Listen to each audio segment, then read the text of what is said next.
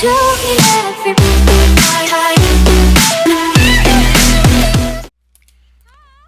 there everybody, it's time for another guild build video here. So today we're going to be talking about the Reaper. What you're going to run for your rings is Cavalier, and you want to start out with Valkyrie for all four of these other pieces and then change them out once you get more comfortable with positioning to Berserker, Valkyrie mix, or Marauder. For your armor, you want to run durability runes. That extra protection, regeneration, and resistance on a push is really helpful, especially for a class that doesn't get those buffs generally. The extra boon duration is just kind of nice to have for your own personal protection.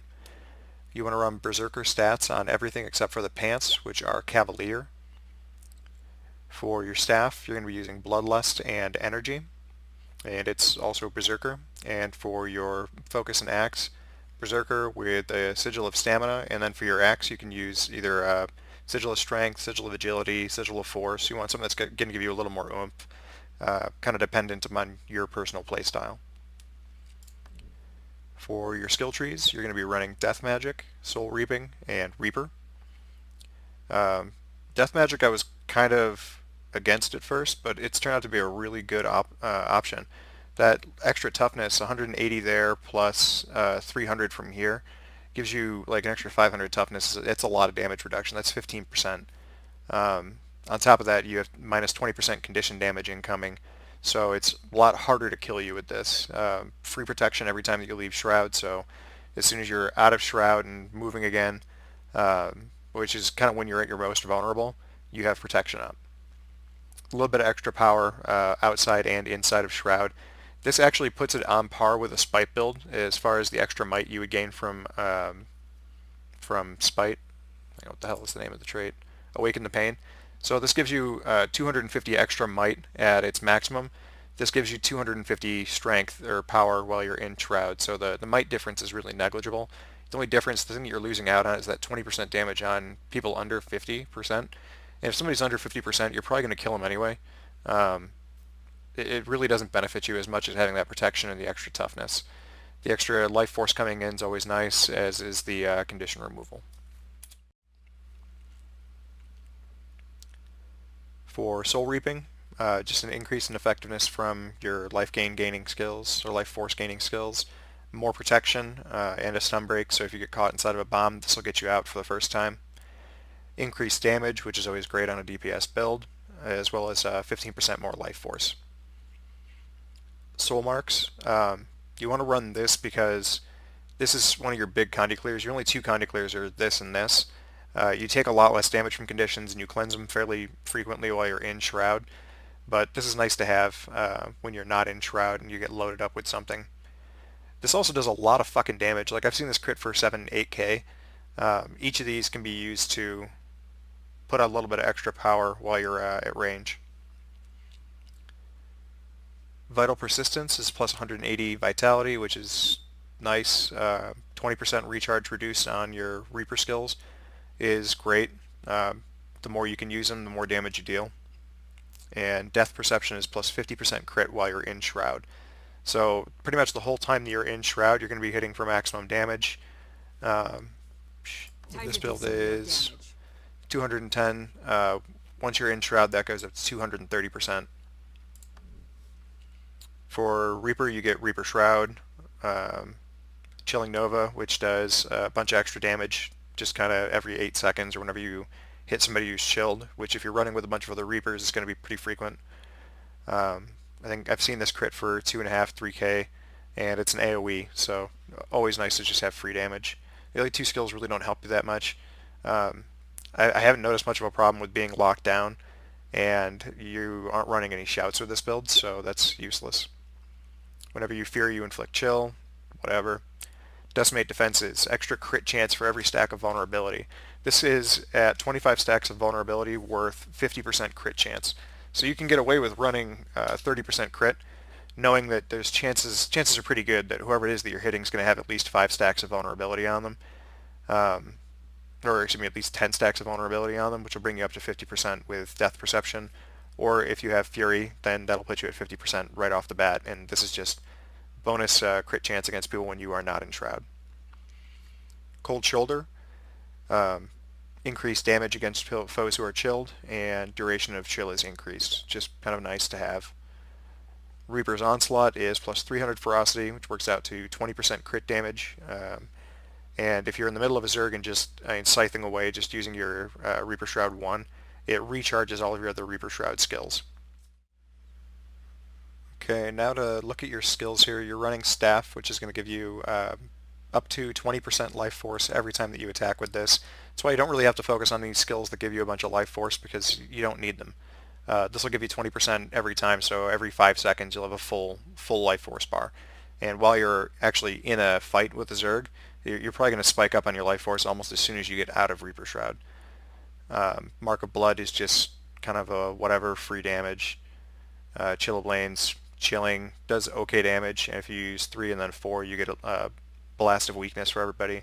You want to try and focus your Staff 5 on people who are off tag to keep them forced off of their tag, because the more people you can separate out from an enemy Zerg, the easier it is to kill them. For utilities, you have Consume Conditions. This gives you a nice heal whenever you have a bunch of conditions on you. This is nice, especially after you pop out a Reaper Shroud, you have protection on, you can go ahead and throw Consume Conditions to get back up to full health. Well of Suffering and Well of Corruption. You want to use both of these right before you go into Reaper Shroud, because with Death Perception, your crit chance goes up by 50%. So if you cast these, and you want to cast Well of Corruption first, that way you get the most amount of time in Shroud with Well of Suffering up. It's unblockable damage. This one strips boons and turns them into conditions. This one just does a shitload of fucking damage, as well as pumping out vulnerability, which helps all the other Reapers in your squad to gain increased crit chance. But if you throw both of these down and then jump into your Reaper Shroud, they both hit at 100% crit rate and 230% crit damage. That really beefs up the damage that these do. I like using Spectral Armor for your stun break. You only need 1 stun break in this. You aren't caught off of tag a whole lot, and usually when you're pushing into a group, whoever's in front of you is dying, like very, very quickly. So a little bit of extra protection right before you jump into Shroud is always nice. And you want to use this, again, right before you go into your Reaper Shroud, because that gain life force when taking damage at 8%. So every second that this is up, you're gaining an extra 1.5k life force. That's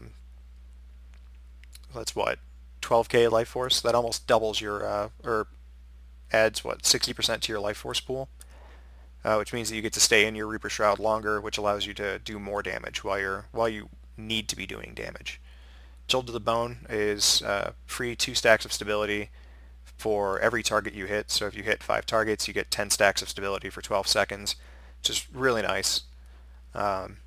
This is great to use either right after you come out of Shroud or right before you go into it, providing that you have enough time to. Yeah,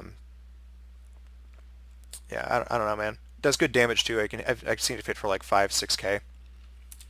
On your other weapon set, you have Rending Claws, which is a filler.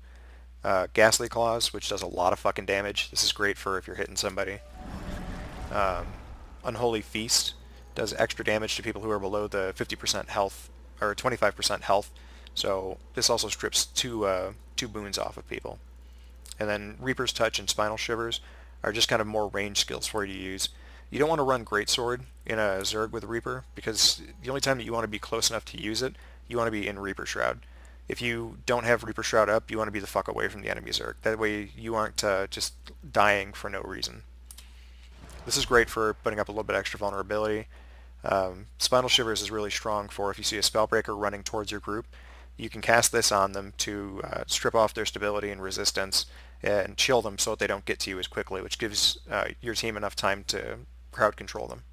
Alright, so for those of you who don't know it, I need to generate some life force here. You can kill every ambient that you run by, and it'll very quickly fill up your life force. So the whole time that you're running around with your Zerg or looking for a fight, you should be trying to tag every ambient creature that you pass by. This means that every fight that you go into, you're going to start with full or almost full life force. For Reaper Shroud, the skills in it are going to be Executioner's Scythe, Soul Spiral, Infusing Terror and Terrify, Death's Charge, and your auto attack. And as soon as you pop into this wonderfully badass form, You first want to hit 3 and then 2 to close with the enemy. Alright, so now that I've generated some life force here, your opening combo, if you have a Zerg running at you, is going to be to drop at least those 2 spell marks from your staff. 5 if you got somebody who's a little bit off tag. Then you want to drop your Well of Corruption, Well of Suffering, Spectral Armor, Reaper Shroud 2 and 3, and then spin to win. Just go fucking nuts in there. After that, you want to auto attack and use your Death Charge just kind of whenever you can. You want to avoid using Executioner's Scythe because this only hits one target and the damage on it isn't amazing and it has a really long cast time. At the end of your Shroud, make sure that you use Reaper Shroud 2 to go right back into your Zerg.